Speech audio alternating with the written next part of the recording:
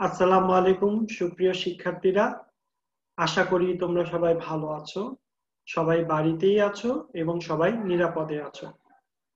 COVID-19 এই সংক্রমণের সময় সংসদ টেলিভিশনে নিয়মিত তোমাদের ক্লাস কার্যক্রম চলছে। অভিজ্ঞ শিক্ষক মণ্ডলী নিজ নিজ বিষয়ের উপর সেখানে প্রতিদিন রুটিন মাফিক ক্লাস দিচ্ছেন। তোমরা সেই ক্লাসগুলো অবশ্যই দেখবে, সেই ক্লাসের বাড়ির কাজগুলো অবশ্যই করবে। পাশাপাশি মুজাফফরগঞ্জ আলী নওয়াব উচ্চ বিদ্যালয় ও কলেজের নামে একটি লাইভ পেজ খোলা হয়েছে। অত্র প্রতিষ্ঠানের সম্মানীয় অধ্যক্ষ জনাব মোহাম্মদ আব্দুল মান্নান মজুমদার স্যারের নির্দেশনায় অত্র প্রতিষ্ঠানের সম্মানীয় সকল শাখার শিক্ষক মণ্ডলী নিজ নিজ বিষয়ের উপর সেখানে প্রতিদিন রুটিন মাফিক ক্লাস দিচ্ছেন। তোমরা সেই ক্লাসগুলো অবশ্যই দেখবে এবং সেই ক্লাসের বাড়ির কাজগুলো অবশ্যই করবে। এরই ধারাবাহিকতায় আমি মোহাম্মদ শরীফ হোসেন, সহকারী শিক্ষক, মুজাফফরগঞ্জ আলী নওয়াব উচ্চ বিদ্যালয় ও কলেজ। আমি আজকে তোমাদের সামনে নবম দশম শ্রেণীর বাংলা প্রথম পত্রের একটি গল্প নিয়ে হাজির হয়েছি। আমাদের বাংলা প্রথম পত্রের শেষ যেই অধ্যায়টি আছে, যে গল্পটি আছে, বিখ্যাত কথা সাহিত্যিক ও লেখক হুমায়ুন আহমেদ স্যারের নিয়তি। এই নিয়তি গল্পটি আজকে তোমাদের সামনে পড়ব। তাহলে চলো আমরা সবাই বই বের করি। তো তোমরা দেখতে পাচ্ছ স্ক্রিনে নিয়তি গল্পটা দেখা যাচ্ছে। আসলে নিয়তি গল্পটি যিনি লিখেছেন হুমায়ুন আহমেদ, বাংলা সাহিত্যে তার অবদান অনেক বিশাল। তো হুমায়ুন আহমেদের লেখক পরিচিতিটা আমাদের জন্য অনেক অনেক অনেক গুরুত্বপূর্ণ। তিনি এমন একজন মানে কি বলবো, শরৎচন্দ্র চট্টোপাধ্যায়ের পর বাংলার মধ্যে বাঙালিদের বই সবচেয়ে বেশি উনার পঠিত হয়েছে, উনার বিক্রি করা বই বেশি বিক্রি হয়েছে। বই মেলায়ও সর্বাধিক হুমায়ুন আহমেদের বই বিক্রি হয়। তো লেখক পরিচিতিতে এখানে তোমরা জন্ম মৃত্যুটা, তিনি কোথা থেকে পড়াশোনা করেছেন, মানে ইন টোটাল সবকিছুই তোমাকে জানতে হবে। আমি মানে এখন আর তোমাকে আমি বলতে পারছি না যে তুমি জন্ম মৃত্যু আর উল্লেখযোগ্য কটা গ্রন্থ পড়বা, এটা আসলে বলার কোনো প্রকার কোনো সুযোগ নেই। তোমাকে এক কথায় লেখক পরিচিতি পুরোটাই মনে রাখতে হবে। হুমায়ুন আহমেদের জন্ম 13 নভেম্বর 1948 সালে নেত্রকোনার মোহনগঞ্জে জন্মগ্রহণ করেন। আর মৃত্যু হচ্ছে, তিনি ক্লোন ক্যান্সার আক্রান্ত হয়ে 2012 সালের 19 জুলাই এই নন্দিত লেখক তিনি মৃত্যুবরণ করেন। এছাড়া তার সম্পর্কে অন্যান্য যতগুলো তথ্যাদি দেয়া আছে এখানে, তোমরা সেগুলো অবশ্যই সব পড়ে নিবে, সবগুলোই তোমাদের লাগবে। গল্পটা আমরা রিডিং পড়বো। রিডিং পড়ার আগে আসলে আমি গল্পটা একটু নিজের মতো করে তোমাদেরকে একটু বলি। এই গল্পটা একটা কুকুরকে নিয়ে। তোমরা অষ্টম শ্রেণীতে অতিথি স্মৃতিতে একটা যেরকম দেখতে পেয়েছো, ওখানে একটা, তাও ওই গল্পটার মধ্যে একটা সুখ অনুভূতি ছিল, কিন্তু এই গল্পটা কিছুটা দুঃখের, ট্র্যাজেডি একটা গল্প। একটা কুকুর যে কিনা লেখকদেরকে অনেক কাজে আসে, এমনকি তার ছোট ভাই জীবন বাঁচায়, কিন্তু তাকে গুলি করে মারতে হয় বাধ্য হয়ে। এরকম একটা ট্র্যাজেডি গল্প নিয়তি। গল্পটা শুরু হচ্ছে এইভাবে যে হুমায়ুন আহমেদের বাবা, আমরা জানি তিনি কিন্তু একজন পুলিশ ইন্সপেক্টর ছিলেন। তো পুলিশ ইন্সপেক্টর থাকার কারণে তাকে বিভিন্ন জায়গায় চাকরি করতে হয়েছে। তো তিনি একবার বদলি হয়ে জগদল নামে একটা জায়গায় গিয়েছেন। সেখানে জঙ্গলের মধ্যে একটা মহারাজের বাড়ি, জমিদার বাড়ি একটা ছিল, যেটা মহারাজরা 1947 সালে দেশ ভাগের সময় যিনি এই বাড়িটা ছেড়ে ভারতে চলে গিয়েছিলেন, যেটা পরবর্তীতে সরকারের আন্ডারে চলে যায়। তো সেই দোতলা বাড়ির নিচতলার লেখকদেরকে থাকার ব্যবস্থা করা হয়েছিল সরকারি কোয়ার্টার হিসেবে। তো জগদল সেই জায়গাটাতে লেখক থাকাকালীন অবস্থায় তার এই ছোটবেলার শৈশবের এই একটা স্মৃতি তিনি মানে বলছেন আমাদেরকে এই গল্পের মাধ্যমে। তো সেখানে দেখা যায় যে লেখকরা তখন যখন জগদলে যায়, জগদলের লেখকের কোনো পড়ালেখা করতে হয় না, কারণ আশেপাশে কোনো স্কুল ছিল না। একদম গভীর জঙ্গলে তাদের একটা বাসস্থান ছিল। কিন্তু তাই বলে বাড়িটা যে পুরনো তা কিন্তু না। বাড়িটাতে মহারাজের যে তিনি যে খুব যিনি থাকতেন, সে মহারাজ, তিনি এখানে খুবই রুচিসম্মত মানুষ ছিলেন। সেখানে জেনারেটর অন্যান্য বিভিন্ন কিছুর ব্যবস্থা এখানে ছিল। লেখক বললেন যে উনারা যখন সেখানে গেলেন, জগদলে তার দিন ভালোই কাটতে লাগলো, আনন্দে কাটতে লাগলো। বাড়িটার দোতলা, বাড়িটার মধ্যে দোতলাটা তালাবদ্ধ, কারণ এই তালাটা মহারাজ যাওয়ার সময় সে তার মূল্যবান জিনিসপত্র এখানে রেখে সে নিজেই তালা মেরে চলে গিয়েছিল। তো সেটা এখনো সরকারি আওতায়, সরকারও সেটাকে তালাবদ্ধ অবস্থায় রেখেছে, কারণ তিনি ঘরের কোনো জিনিসপত্র নিয়ে যাননি। তো ওই মহারাজার নাম কি সেটা কেউই জানে না, কেউ বলতেও পারে না, কিন্তু তিনি খুব ক্ষমতাশীল ব্যক্তি ছিলেন। মহারাজার অনেকগুলো পোষা কুকুর ছিল, তার মধ্যে একটা কুকুর হচ্ছে বেঙ্গল টাইগার। তো মহারাজ কিছুতেই এই কুকুরটাকে নিয়ে যেতে পারেনি, কারণ এই কুকুরটা এই বাড়িতে বড় হয়েছে, এই বাড়ি ছেড়ে সে কিছুতেই যাবে না, বাধ্য হয়ে কুকুরটা সেখানেই ছিল। তো এই কুকুরটাকে নিয়ে আসলে কাহিনী কাহিনী তেমন কিছু না। এলাকাটা যেহেতু একটু ব্যাকডেটেড ছিল, একটু খুব ভিতরে ছিল, সেখানে ম্যালেরিয়ার প্রকোপ ছিল, ম্যালেরিয়ার প্রতিষেধক সেই সময় সেখানে বের হয়নি। লেখকরা সাধারণভাবে বিভিন্নভাবে সেখানে তারা হাসি তামাশায় দৌড়াদৌড়ি করে বিকেলে বাবার সাথে জঙ্গলে গিয়ে শিকার করতে যায়, এইভাবে তাদের দিন কাটতে থাকে। তো এই কুকুরটা একটু খানদানি কুকুর ছিল। এই কুকুরটাকে খাবার মাটিতে দিলে সে খেত না, তাকে খাবার থালার মধ্যে করে দিতে হতো। শুধু তাই নয়, খাবার দেওয়ার পর তাকে বলতে হতো খাও, তাহলে সে খাইতো, নাহলে খেত না। এমন খানদানি একটা কুকুর ছিল। তো এই কুকুরটা কি করে, লেখকরা 4 ভাই বোন ছিল, তার মধ্যে তার সবচেয়ে যে ছোট ভাইটা শাহিন, সেই শাহিন সে তো ছোট ছিল। তার মন্দিরের দোতলা একটা মন্দির ছিল, সেই মন্দিরে যে চাতাল, সামনের যে একটা খালি জায়গা, সেখানে ওর মা রোদ শুকানোর জন্য তার ছোট ভাইকে সেখানে বসিয়ে দিয়েছিল। পাশে ওরা লেখক এবং তার আরো 2 ভাই বোন খেলা করছিল। এমন সময় একটা কেউটে সাপ সেখানে হিস হিস করে আসলো। তো কেউটে সাপ দেখে 3 ভাই বোন সবাই পালিয়ে গেল, কিন্তু তার ছোট ভাই তো শাহিন, সে তো ছোট অবুঝ মানুষ, সে বুঝে না। সে আরো আনন্দে সাপটার কাছে, সাপটাকে ধরার জন্য এগিয়ে যেতে লাগলো। তো সাপটা নিশ্চিত তার ছোট ভাইকে ছোবড় দিত, কিন্তু ঠিক সেই মুহূর্তে ওই বেঙ্গল টাইগার সে কি করলো, সে এক মুহূর্তে গিয়ে সাপটাকে কামড়ে ধরে সাপটার ফনা 2 ভাগ করে ফেললো, শরীরটাকে 2 ভাগ করে ফেললো, এবং 2 ভাগ করে দিয়ে সে আবার তার আগের জায়গায় এসে বসলো। মানে মনেই হলো যে এটা তার একটা নৈমিত্তিক ব্যাপার, যে সময় প্রতিদিন এই কাজ করে, এটা তার কাছে একটা কোনো ব্যাপার না। তো সবাই খুব খুশি হলো যে এই কুকুরটার কারণে তাদের জীবন বেঁচে গেছে, এবং সবাই ভাবলো কুকুরটার কোনো ক্ষতি হয়নি। কিন্তু তারা ভুল, পরের দিন থেকে কুকুরটা নড়াচড়া করতে পারছে না। তারপরের দিন, দ্বিতীয় দিন থেকে তার শরীর থেকে মাংস খসে পড়ছে, এবং সে খুব কাতরাচ্ছে ব্যথায়, যন্ত্রণা, বিষে। তো তার এই ব্যথা যন্ত্রণা লেখকের বাবা সহ্য করতে পারলেন না, তিনি বন্দুকের গুলি করে তাকে মেরে ফেললো, যাতে ওর ব্যথা থেকে মুক্তি দিতে। মানে কি ভাগ্য, তার ছেলেকে যে বাঁচিয়েছে তাকেই আর কি তাকে মারতে হয়েছে। তো এরকম একটা মর্মান্তিক কাহিনী।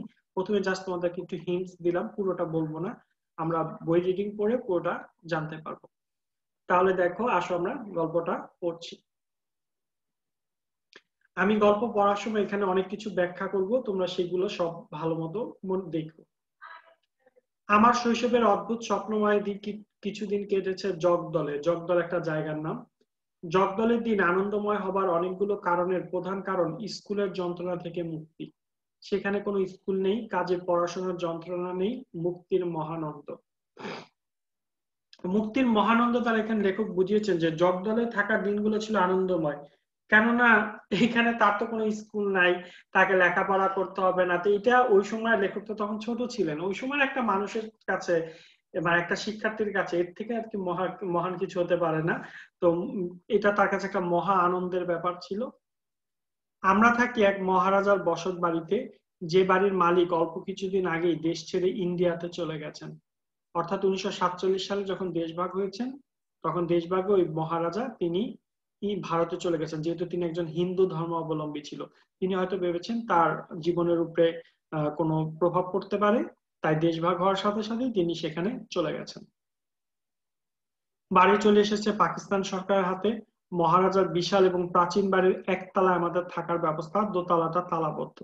শুধু দোতলা নয়, কয়েকটা ঘর ছাড়া বাকি সবটা তালাবদ্ধ, কারণ মহারাজ জিনিসপত্র কিছুই নিয়ে যাননি, ওইসব ঘরে তার জিনিসপত্র রাখা। ওই মহারাজার নাম আমার জানা নেই, মাকে জিজ্ঞেস করেছিলাম, তিনিও বলতে পারলেন না। তবে তিনি যে অত্যন্ত ক্ষমতাশালী ছিলেন তার অসংখ্য প্রমাণ এই বাড়িতে ছড়ানো। জঙ্গলের ভেতরে বাড়ি, সে বাড়িতে ইলেকট্রিসিটির ব্যবস্থা করার জন্য তার ছিল নিজস্ব জেনারেটর। দাওয়াতের চিঠি ছেপে পাঠানোর জন্য মিনি সাইজের একটা ছাপাখানা ছিল। এখানে বাড়িটার বর্ণনা দিচ্ছে, এটা আমাদের জন্য গুরুত্বপূর্ণ এমসিকিউর জন্য। বাবাকে অসংখ্যবার বলতে শুনেছি, মহারাজার রুচি দেখে মুগ্ধ হতে হয়। আহা, কত বই, কত বিচিত্র ধরনের বই। বিকেলগুলিও কম রোমাঞ্চকর ছিল না। প্রতিদিনই বাবা কাঁধে গুলি ভরা বন্দুক নিয়ে বলতেন, চল বনে বেড়াতে যাই। কাঁধে বন্দুক নেওয়ার কারণ হচ্ছে প্রায় বাঘ বের হয়, বিশেষ করে চিতা বাঘ। বাবার সঙ্গে সন্ধ্যা পর্যন্ত বনে ঘুরতাম, ক্লান্ত হয়ে ফিরতাম রাতে। ভাত খাওয়ার আগেই ঘুমে চোখ জড়িয়ে আসতো। কত বিচিত্র শব্দ আসতো বন থেকে, আনন্দে এবং আতঙ্কে শিউরে শিউরে উঠতাম। মানে খুব একটা মানে তাদের কাছে ওই বাড়িটা মনে করো একটা কিসের ইয়ে ছিল, মানে তার মনে হয় যে একটা পিকনিক স্পট ছিল, তাদের খুব ভালো লাগতো লেখকের। একদিন কাঁপুনি দিয়ে আমার এলো জ্বর। বাবা মা দুজনেরই মুখ শুকিয়ে গেল, লক্ষণ ভালো নয়, নিশ্চয়ই ম্যালেরিয়া। অর্থাৎ মনে করো ম্যালেরিয়া কিন্তু এই অঞ্চলে খুবই কুখ্যাত ছিল, এখানে প্রকোপ ছিল। একবার কাউকে যদি ম্যালেরিয়া আক্রান্ত করতো তাহলে তার জীবন শক্তি নাশ হতো, মানে তার নির্ঘাত মৃত্যু। কেননা ওই অঞ্চলে ম্যালেরিয়ার যে প্রতিষেধক, যে টিকাটা, সেটা ওই অঞ্চলে সহজলভ্য ছিল না। তো লেখকের হঠাৎ জ্বর আসতো, তো লেখকের বাপ মা তো মানে খুবই তারা চিন্তিত, কারণ এটা লক্ষণ ভালো নয়, ম্যালেরিয়ার লক্ষণ, আহ যদি ছেলের কিছু হয়ে যায়। সেই সময় এই অঞ্চলে ম্যালেরিয়া কুখ্যাত ছিল, একবার কাউকে ধরলে তার জীবনশক্তি পুরোপুরি নিঃশেষ করে দিত। ম্যালেরিয়ার মৃত্যু ছিল একটা নৈমিত্তিক ব্যাপার, মানে এটা একটা নিত্যদিনের ঘটনা যে ম্যালেরিয়ার মৃত্যু, এটা ওখানকার প্রতিদিনই হয়, এটা সবার কাছে একটা অভ্যস্ত একটা ব্যাপার আর কি। আমরা প্রতিষেধক হিসেবে বায়োকেমিক ওষুধ ছাড়াও প্রতি রবিবার 5 গেইন করে কুইনাইন খাচ্ছি, তারপরও ম্যালেরিয়া ধরবে কেন? এই দেখো কুইনাইন। ওই অঞ্চলে কিন্তু ম্যালেরিয়ার প্রতিষেধক ছিল না, কিন্তু লেখকের বাবারা তো একজন সচেতন একজন সরকারি অফিসার ছিল, তো তাদের কাছে কিন্তু ম্যালেরিয়ার যে প্রতিষেধক কুইনাইন, এই যে তোমরা তোমরা হয়তো মনে প্রশ্ন হতে পারে লেখক বেঁচে গেল কিভাবে, কারণ তারা কিন্তু প্রতিষেধক খাচ্ছিল। বায়োকেমিক ওষুধ ছাড়াও তারা প্রতি রবিবারে, এটা এমসিকিউ এর জন্য বারবার আসে, আন্ডারলাইন করো, প্রত্যেক রবিবারে 5 গ্রেন করে কুইনাইন খাচ্ছে। কুইনাইন কি? ম্যালেরিয়ার প্রতিষেধক। তারপরও ম্যালেরিয়া ধরবে কেন? পরের পৃষ্ঠায় আসি। বাবাই ভয়ঙ্কর জায়গা থেকে বদলির জন্য চেষ্টা তদবির করতে লাগলেন, শুনে আমার মন ভেঙে গেল। এত সুন্দর জায়গা, এমন চমৎকার জীবন, এসব ছেড়ে কোথায় যাব? ম্যালেরিয়াও মরতে হলো এখানেই মরবো, ম্যালেরিয়া মরতে হলো লেখক বলছে এখানেই মরবো। তাছাড়া ম্যালেরিয়া অসুখটা আমার বেশ পছন্দ হলো। যখন জ্বর আসে তখন কি প্রচন্ড শীতই না লাগে, অর্থাৎ যখন ম্যালেরিয়া জ্বর আসে তখন অনেক শীত লাগে। শীতের জন্যই বোধহয় শরীরে এক ধরনের আবেশ সৃষ্টি হয়, মানে একটা ভাব সৃষ্টি হয়। জ্বর যখন বাড়তে থাকে তখন চোখের সামনে প্রতিটি জিনিস আকৃতিতে ছোট হতে থাকে, দেখতে বড় অদ্ভুত লাগে। জ্বর যখন বাড়তে থাকে তখন তার চোখের সামনে মনে করো যে কোনো জিনিস, মানুষ বলো যা বলো, সবাইকে খুব ছোট ছোট লাগে। আর একসময় নিজেকে বিশাল দৈত্যের মতো মনে হয়, কি আশ্চর্য অনুভূতি। তখন তাকে মনে হয় যে আমি মনে হয় কত বড় দৈত্য, এই জন্য আমার কাছে সবাইকে এত ছোট ছোট লাগছে। শুধু আমি একা নই, পালা করে আমরা সব ভাই বোন জ্বরে পড়তে লাগলাম, মানে ওনারা 4 ভাই বোন ছিলেন, ওনারা 4 ভাই বোনই জ্বরে পড়তে লাগলো। একজন জ্বর থেকে উঠতেই অন্যজন জ্বরে পড়ে, জ্বর আসেও খুব নিয়মিত। আমরা সবাই জানি কখন জ্বর আসবে, মানে যখন তাদের একটু শরীরে শীত লেগে উঠে তখনই বুঝবে জ্বর আসে। সেই সময় লেপ কাঁথা গায়ে জড়িয়ে আগে ভাগেই বিছানায় শুয়ে পড়ি। প্রতিদিন ভোরে 3 ভাই বোন রাজবাড়ির মন্দিরের চাতালে বসে রোদ গায়ে মাখি। দেখো মন্দিরে যে চাতাল, চাতাল হচ্ছে যে মন্দিরের সামনে একটা মানে খোলা জায়গা, সেটা অনেকটা বারান্দার মতো। এই সময় আমাদের সঙ্গ দেয় বেঙ্গল টাইগার। এই যে এই গল্পটা আসলে যাকে নিয়ে লেখা প্রধান, তাই এই প্যারাটা ইম্পর্টেন্ট, এই প্যারাটা তোমরা ভালো করে পড়বে।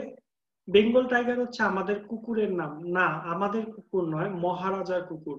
তার নাকি অনেকগুলো কুকুর ছিল, তিনি সবকটাকে নিয়ে যান, কিন্তু এই কুকুরটিকে তিনি নিতে পারেননি। সে কিছুতেই রাজবাড়ি ছেড়ে যেতে রাজি হয়নি। মা তাকে দুবেলা খাবার দেন, মাটিতে খাবার ঢেলে দিলে সে খায় না, থালায় করে দিতে হয়। শুধু তাই না, খাবার দেওয়ার পর তাকে বলতে হয় খাও। অর্থাৎ তিনি যে রাজকীয় কায়দায় বড় হয়েছেন সেটাই বোঝাচ্ছে। অর্থাৎ এই কুকুরটা সামান্য কুকুর ছিল না, একটা রাজকীয় খানদানি কুকুর ছিল। কারণ তাকে খাবার মাটিতে দিলে সে খাবে না, এটা অসম্মান মনে হতো, তাকে সম্মানের সাথে থালায় করে খাবার দেওয়া লাগতো। শুধু তাই না, খাবার পরে তাকে ভদ্রতামূলক বলতেও হতো যে খাও, তারপর সে খেত। খানদানি কুকুর আদব কায়দা খুব ভালো, তবে বয়সের ভারে সে কাবু, মানে এখন বয়স হয়ে গেছে। সারাদিন বাড়ির সামনে শুয়ে থাকে, হাই তোলে, ঝিমুতে ঝিমুতে মৃত্যুর জন্য অপেক্ষা করে। এক ভোরবেলার কথা, আমার কাঁপুনি দিয়ে জ্বর আসছে। আমি কম্বল গায়ে দিয়ে মন্দিরের চাতালে বসে আছি। আমার সঙ্গে শেফু এবং ইকবাল, লেখকের যেই মানে লেখক হচ্ছে সবার বড়, তার সবার ছোট হচ্ছে শাহিন, মাঝখানে যে দুই ভাই বোন সেটা হচ্ছে তার একটা বোন শেফু, ইকবাল। এই হিসেবে লেখকরা ছিল 3 ভাই 1 বোন। মা এসে আমাদের মাঝখানে শাহিনকে মানে লেখকের ছোট ভাইকে বসিয়ে দিয়ে গেলেন। আমাদের দায়িত্ব হচ্ছে তার দিকে নজর রাখা, সে যেন হামাগুড়ি দিয়ে চাতাল থেকে পড়ে না যায়। যেহেতু মন্দিরের সামনে চাতালটার সামনে খালি জায়গা, সে যাতে বাউন্ডারিটা পার করে পড়ে না যায়। মা চলে যাবার পরপরই হিস হিস শব্দে পেছনে ফিরে তাকালাম। যে দৃশ্য দেখলাম সে দৃশ্য দেখার জন্য মানসিক প্রস্তুতি আমার ছিল না। মন্দিরের বন্ধ দরজার ফাঁক দিয়ে প্রকাণ্ড মানে অতি বিশাল একটা কেউটে সাপ বের হয়ে আসছে। মাটি ছুঁয়ে ছুঁয়ে আসে, ফনা তুলে এদিক ওদিক দেখছে, আবার মাটি ছুঁয়ে ছুঁয়ে আসছে, আবার ফনা তোলে। আমরা 3 ভাই বোন ছিটকে সরে গেলাম। অর্থাৎ 3 ভাই বোন ছিটকে সরে গেছে, তারা এটা বুঝছে যে যখন সে সাপটাকে দেখতে সাপটা যেটা আসছে এটা দেখছে, তখন সাপটাকে দেখে তারা মানে হঠাৎ দ্রুত তারা 3জন সরে পড়লো। শাহিন একা একা একা বসে রইলো। ছোট ভাই তো অত ছোট মানুষ, হামাগুড়ি দেয়, বয়স 6-7 হবে সম্ভবত, এর বেশি না বা একটু বেশি। তো সে কি বুঝে? সাপ দেখে তার আনন্দের সীমা নেই। সে চেষ্টা করছে সাপটির দিকে এগিয়ে যেতে। আর তখনই বেঙ্গল টাইগার ঝাঁপিয়ে পড়লো সাপটির উপর। ঘটনা এত দ্রুত ঘটলো যে আমরা কয়েক মুহূর্তে বুঝতেই পারলাম না কি হচ্ছে। এক সময় শুধু দেখলাম কুকুরটা সাপের ফনা কামড়ে ছিঁড়ে ফেলেছে। বেঙ্গল টাইগার ফিরে যাচ্ছে নিজের জায়গায়, যেন কিছুই হয়নি। নিজের স্বাভাবিক কর্মকাণ্ড সে শেষ করলো। মানে এই যে সে গিয়ে যে সাপটাকে মেরে ফেললো, অর্থাৎ সে যেহেতু এই বাড়িতে থাকে, এই বাড়ির লোকেরা তাকে খাবার দেয়, একটা কুকুরের দেখো তার মনিবের প্রতি কতটা মানে দায়িত্ববোধ। যেহেতু সে সেখানকার খাবার পায়, তো সেখানকার মানুষ যখন বিপদে পড়েছে, অর্থাৎ ছোট বাচ্চাটা তো সে বুঝে না যে কি হবে, বাকিরা তো সরে পড়েছিল, কিন্তু ওই কুকুরটা কি করছে তার দায়িত্ববোধের কারণে সে গিয়ে সাপটাকে গিয়ে মুখে কামড় দিয়ে মানে সাপটাকে দ্বিখণ্ডিত করে মেরে ফেলছে। এবং মেরে ফেলে সে আবার তার আগের জায়গায় এসে বসে পড়ছে।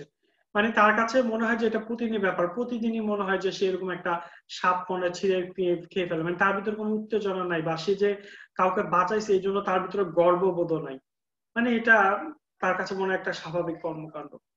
সাপ কুকুরটিকে কামড়াবার সুযোগ পেয়েছিল কিনা জানি না, সম্ভবত কামড়ায়নি, কারণ কুকুরটি বেঁচে রইল, তবে নড়াচড়া পুরোপুরি বন্ধ করে দিল। পরের পৃষ্ঠায় যাচ্ছি, শেষ পৃষ্ঠা, ছোট্ট একটা গল্প। দ্বিতীয় দিনে তার চামড়া খসে পড়লো এবং দগদগে ঘা দেখা দিল। এ থেকে মনে হয় সাপ সম্ভবত কামড়েছে। সাপের বিষ কুকুরের ক্ষেত্রে হয়তো তেমন ভয়াবহ নয়, এই জন্য হয়তো কুকুরটার সাথে সাথে মরেনি। আরো 2 দিন কাটলো। কুকুরটি চোখের সামনে পচে গলে যাচ্ছে, তার কাতর ধ্বনি সহ্য করা মুশকিল। গা থেকে গলিত মাংসের দুর্গন্ধ আসছে। বাবা মাকে ডেকে বললেন, আমি এর কষ্ট সহ্য করতে পারছি না, তুমি বন্দুক বের করে আমাকে দাও। বাবা আমাদের চোখের সামনে পরপর 2টি গুলি করে, দুইটা এটার এমসিকিউর জন্য আসে, 2টি গুলি করে কুকুরটিকে মারলেন। আমি স্পষ্ট দেখতে পেলাম বাবা দুঃখে বেদনায় কুঁকড়ে উঠেছেন। তবু শান্ত গলায় বললেন, যে আমার ছেলের জীবন রক্ষা করেছে আমি তাকে গুলি করে মারলাম, একে বলি নিয়তি। এটা একটা চমৎকার লাইন, একেই বলে নিয়তি। মানে বেঙ্গল টাইগার যে কাজটা করেছে, সে শিশুটিকে বাঁচিয়ে সে কিন্তু তার দায়িত্ব পালন করেছে, মানে এটা তার একটা দায়িত্ব ছিল। কিন্তু নিজেকে মৃত্যুর মুখে পড়তে হবে তা হয়তো বেঙ্গল টাইগার জানতো না। সে তার দায়িত্ব পালন করেছে। সে তার মনিব, তাকে যারা ভরণ পোষণ করে সে তাদের রক্ষা করেছে, এটা তার দায়িত্ব পালনের পরিচয়।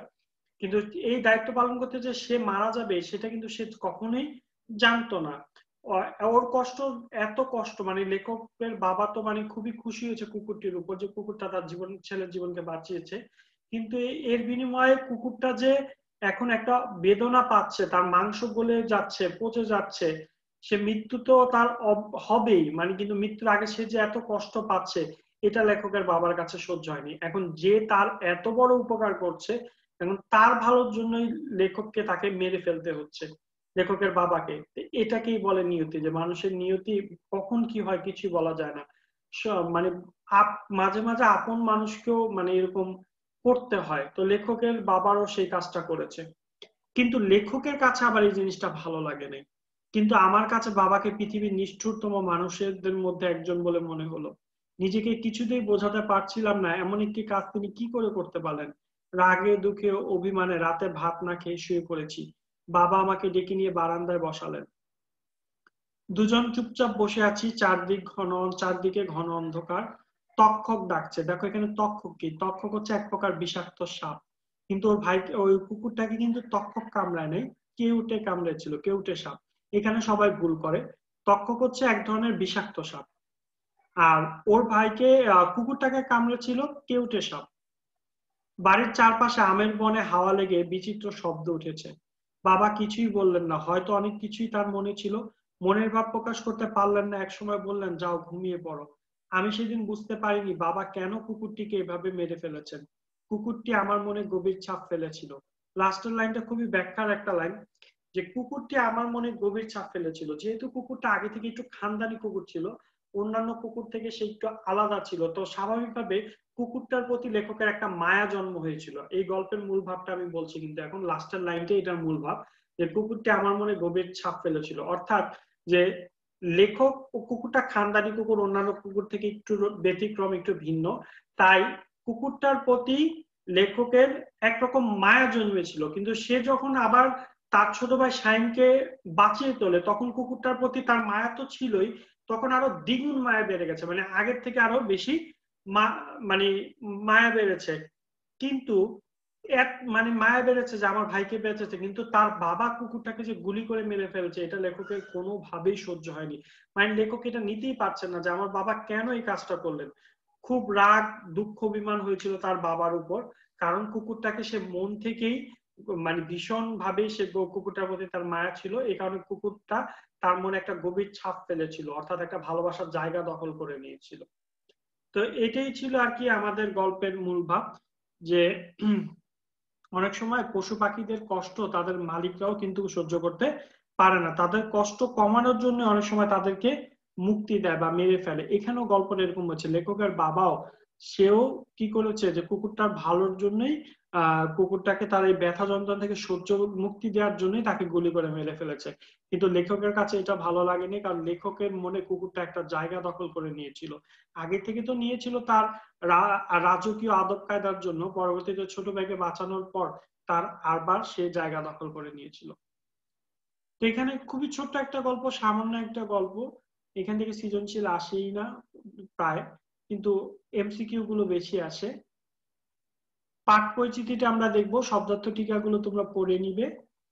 বাংলাদেশের নন্দিত কথা সাহিত্যিক হুমায়ুন আহমেদের স্মৃতিচারণমূলক গ্রন্থ আমার ছেলেবেলা থেকে নিয়তি নামক গল্পটি সংকলিত হয়েছে। লেখকের ছোটবেলায় বাবার চাকরি সূত্রে জগদলের একটি পরিত্যক্ত জমিদার বাড়িতে অবস্থাকালীন স্মৃতি এবং তার অনুভূতি অত্যন্ত হৃদয়গ্রাহী করে এখানে বর্ণনা করা হয়েছে। জমিদার বাড়ির কুকুরটি লেখকের ছোট ভাই কেউটে সাপের ছোবল থেকে রক্ষা করে। সাপটিকে মেরে ফেললেও কুকুরটিও সাপের কামড় খায়। সাপের কামড়ের বিষকে আক্রান্ত কুকুরটির পরবর্তী যন্ত্রণা সহ্য করতে না পেরে তার বাবা কুকুরটিকে গুলি করে মেরে ফেলেন।